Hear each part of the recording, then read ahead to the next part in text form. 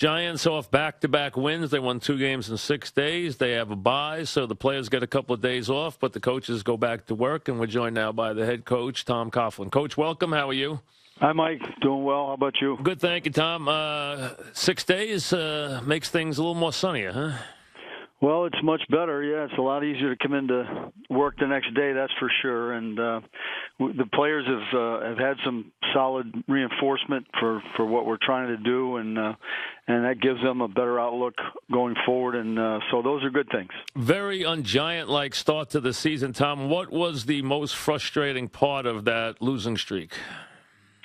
Well, I think the frustration was for all of us was the idea that we would get close, we would be in the third quarter, and with the exception of one game, we'd be close, and it would be a good football game, and then all of a sudden it would go the other way, whether it would be turnovers or whatever. But that's the frustrating part is when in fact the turnovers would be the factor which would become negatives as to the outcome of the game. So we went back to some of our basic themes, which are finish. Let's play 4 quarters of championship quality football and stop turning the ball over and get the ball back. So for the last 2 weeks, we've been +2 in the takeaway column, and that's really been the first time this year that has happened.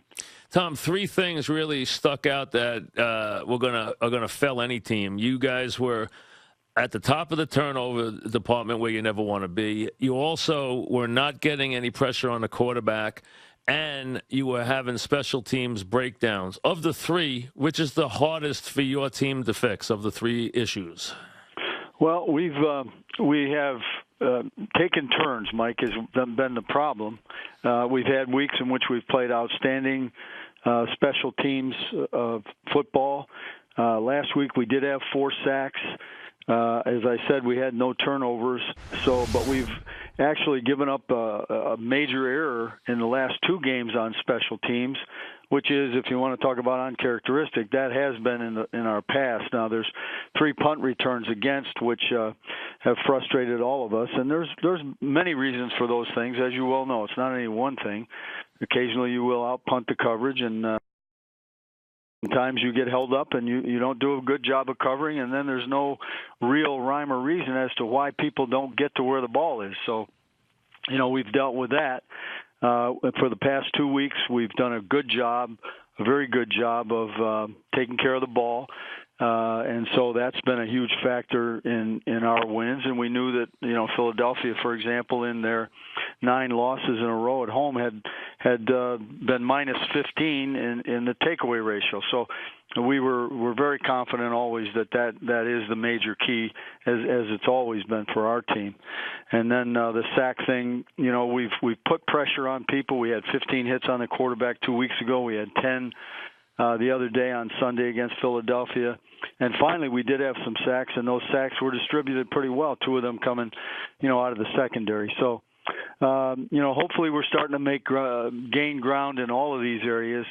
We had the bad snap from center the other day, which was the colossal error in that game. But we also had 2 punts over 50 where the ball went out of bounds on the -3 and on the -5, which created poor field position for Philadelphia, which is the exact opposite of our first game with Philadelphia, in which we had the bad position. So, hopefully we're gaining ground along those lines, and by turning the ball over, we are creating some field position for ourselves, whereas we had been allowing people to benefit from our turnovers and therefore field position for them. JPP, where is he versus where he needs to be? I mean, you feel like he's getting there? Is it too much to expect him to get back to that top level this year, considering what he went through in the offseason?